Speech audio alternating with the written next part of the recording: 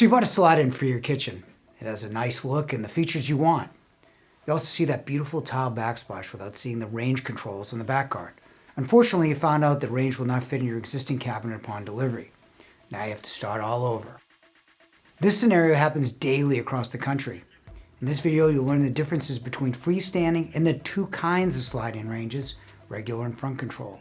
If you're replacing an old range, make sure to watch this video to the end. Let's get started. The main differences between slide-in front control and freestanding ranges are their installation, control location, and cleanability. A slide-in range sits seamlessly between your cabinets, while a freestanding range for front control can be placed anywhere in your kitchen because they have finished sides. Front control and regular slide-ins look similar, but have different installations due to the overlap in the cooktop. Let's break this down. Freestanding range has a back guard with a burner and oven controls. A freestanding range's sides are finished, making it more flexible for installation. You can place it anywhere in your kitchen, including at the end of your cabinets.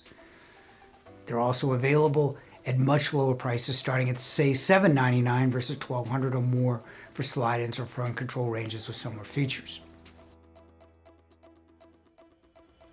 Slide-in ranges features the burner and oven controls up front.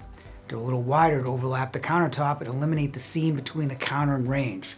Small food particles and liquids can't dribble down into that seam. It's nearly impossible to clean without pulling the range. There are two main benefits of slide-in ranges, style and cleanability. However, while freestanding and front controls both need a 30-inch cabinet opening, slide-in models have unfinished sides because they're designed to fit exclusively between two cabinets only and overlap your countertop.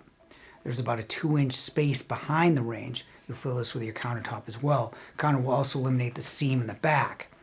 This allows a built-in look and the capability to showcase your backsplash since there isn't a back guard blocking it like a freestanding range.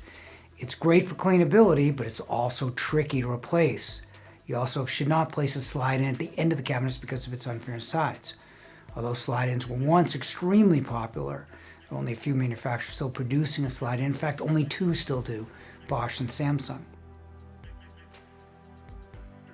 Front control range is a mix of freestanding and slide-in ranges. It doesn't have the back guard like a freestanding range and has the controls in the front like a slide-in.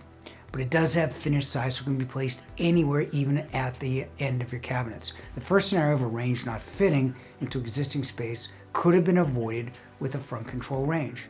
Front control and slide-ins are terms mistakenly used interchangeably.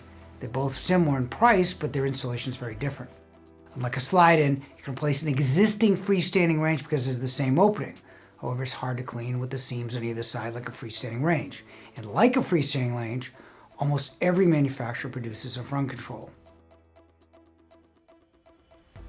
Slide-ins have a lip over the countertop, and most often, the front of your granite countertops need to be notched to accommodate it. You also have the countertop in the back. It must be removed to fit a front control freestanding range. You also have to measure and cut carefully, especially with the granite surface. Replacing with a slide-in is much harder. You have to notch the sides and place a piece of counter or steel in the back for the range to slide in. Now that you know, how about the best slide-in ranges here?